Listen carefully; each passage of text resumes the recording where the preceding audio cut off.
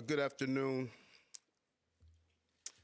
and I'm joined here today by our Chief of Detectives and the Police Commissioner and Chief of Department because we have a strong person of interest in the shooting that shook our city last week. CEO Brian Thompson of UnitedHealthcare was the victim of a senseless act of violence. Our officers have been working around the clock. Many of them did not go home to pursue this individual. It was crucial that we were able to remove him off the streets of America, and we were going to seek him out no matter where he was at the time. And so this is a strong person of interest. The police commissioner and chief of detectives will go over where we are right now in the investigation. He matches the description of the identification we've been looking for. He's also in possession of several items that we believe will connect him to this incident. How did we do it? Good old-fashioned police work. The chief of detectives and the police commissioner made the decision to release as much of a photo that we had at the time. We sent it across the country, and someone, a McDonald's employee, did something we ask every American to do. If you see something, say something, but most importantly, do something. And they did.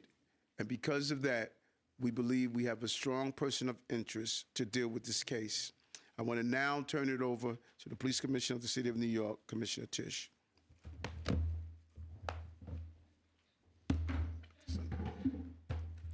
Thank you, Mayor. Good afternoon, everyone. Earlier this morning in Altoona, Pennsylvania, members of the Altoona Police Department arrested Luigi Mangione, a 26-year-old male, on firearms charges. At this time, he is believed to be our person of interest in the brazen, targeted murder of Brian Thompson, CEO of UnitedHealthcare, last Wednesday in Midtown Manhattan. The suspect was in a McDonald's and was recognized by an employee who then called local police. Responding officers questioned the suspect, who was acting suspiciously and was carrying multiple fraudulent IDs as well as a U.S. passport. Upon further investigation, officers recovered a firearm on his person as well as a suppressor, both consistent with the weapon used in the murder. They also recovered clothing, including a mask consistent with those worn by our wanted individual. Also recovered was a fraudulent New Jersey ID, matching the ID our suspect used to check into his New York City hostel before the shooting incident. Additionally, officers recovered a handwritten document that speaks to both his motivation and mindset. NYPD detectives are en route to Pennsylvania as we seek to interview the subject further. This apprehension is thanks to the tireless work of the greatest detectives in the world, and of course, the strong relationships we have with our local law enforcement partners. On every level, local, state, and federal, we all serve the same public safety mission. And this case, which captured the attention of an entire nation, is another example of how connected we are and how important it is to work together, share information, and pursue every lead. For just over 5 days, our NYPD investigators combed through thousands of hours of video, followed up on hundreds of tips, and processed every bit of forensic evidence, DNA, fingerprints, IP addresses, and so much more to tighten the net. We deployed drones, canine units, and scuba divers. We leveraged the domain awareness system, Argus cameras, and conducted aviation canvasses. And our detectives also went door to door, interviewing potential witnesses and doing the good old-fashioned police work that our investigators are famous for. This combination of old school detective work and new age technology is what led to this result today. And we must also acknowledge the instrumental role the media and the public played in this case. The images that we shared with the public were spread far and wide, and the tips we received led to the recovery of crucial evidence. We should never underestimate the power of the public to be our eyes and our ears in these investigations. This is the third time in 3 weeks that a member of the public has seen something and said something and done something that led to a high-profile arrest. The triple stabbing homicide in Manhattan, the gunpoint robberies in Queens during which an NYPD officer was shot, and now this.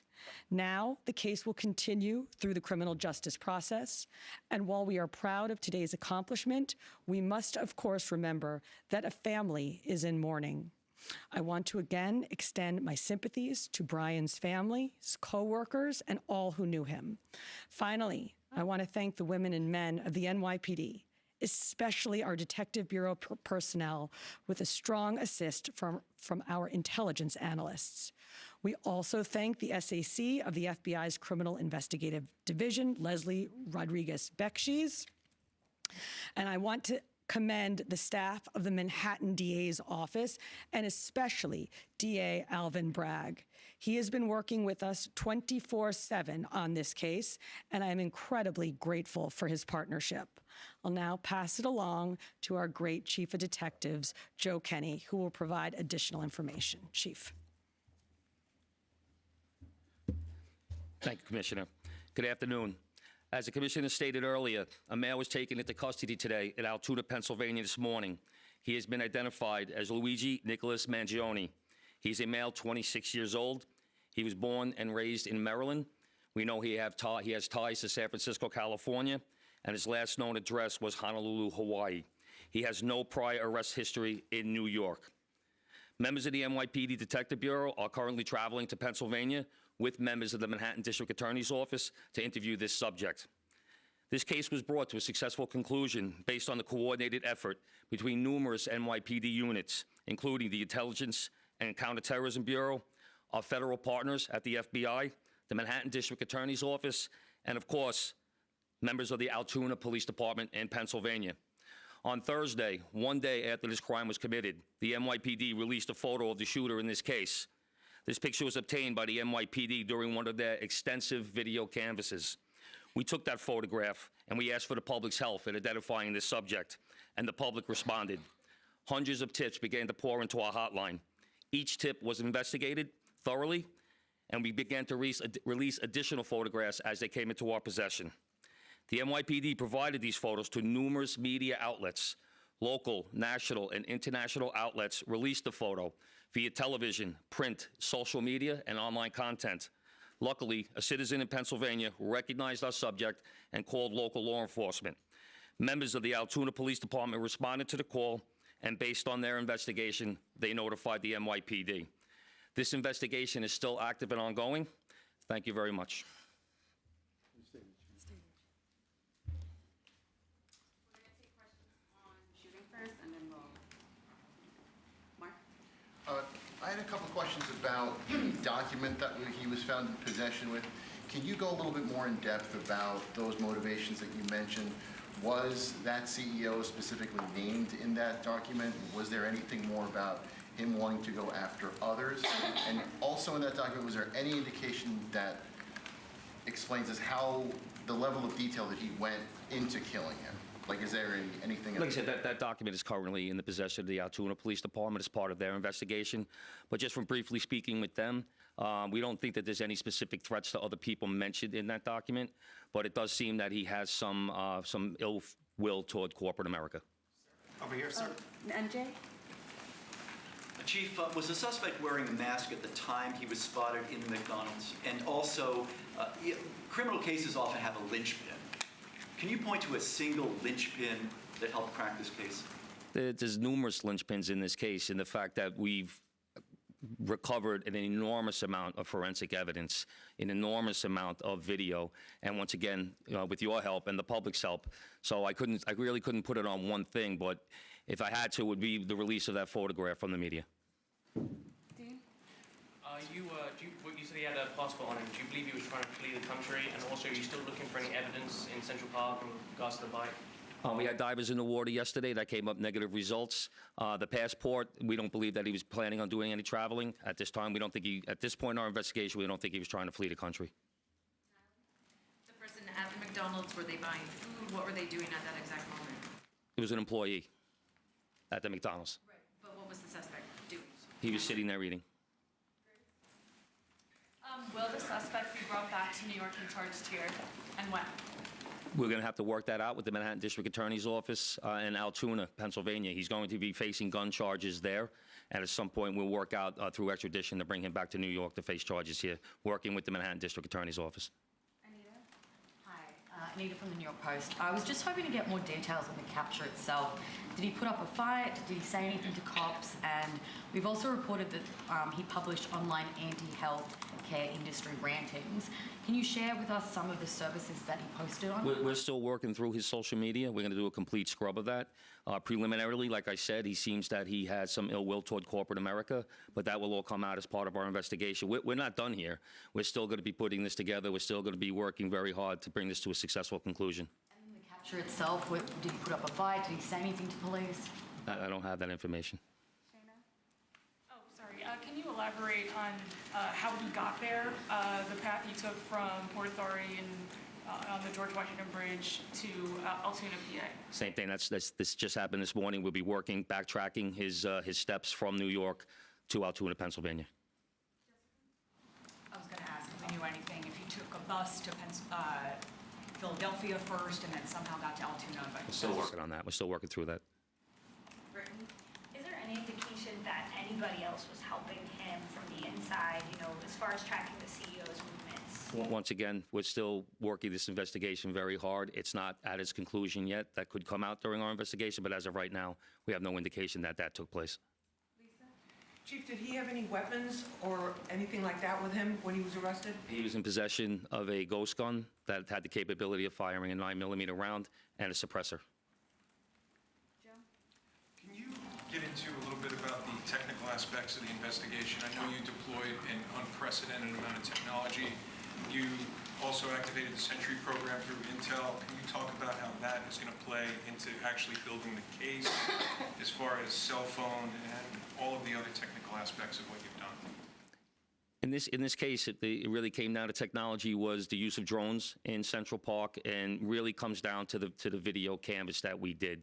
We used every source of video that we could collect, hundreds and hundreds and hundreds of hours from hundreds of sources, and that helped bring this to where we are right now. The gun is it believed to be the gun he used in the shooting? And there was some talk that it was a veterinarian type gun. Is that accurate? No, as of right now, the information we're getting from Altoona is that the gun appears to be a ghost gun. May have been made on a 3D printer. The capability of firing a 9mm round, obviously that will come out during our ballistics testing. Oliver? Yeah, Oliver Barnes from the Financial Times. Do you have any indication how long this handwritten, is it a handwritten manifesto that you found on the suspect? And then also whether or not he put it online at all? Don't know if it's online. As of right now, it's a handwritten 3-page document.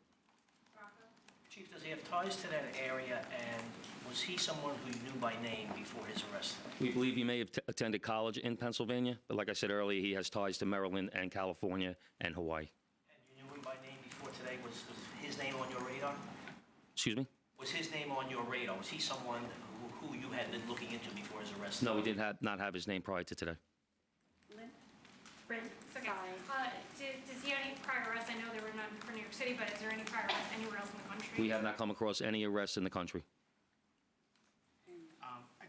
Chief, hi, how are you? On two things. On the ghost gun, is it something you're going to be looking into to see if he made it himself and can he make that himself? Or would he have to buy the gun the way it was? No, once again, that'll be part of our investigation as we follow up. I mean, obviously he's going to face murder charges, but is there any chance that he could face any other charges because he was targeting the CEO and because of his writings and other things that we're now finding on him? Potentially federal charges or That other determination will be made by Alvin Bragg. Yes, what connections does he have in Pennsylvania that you know of? And are they in Altoona specifically? We believe he attended college in Pennsylvania.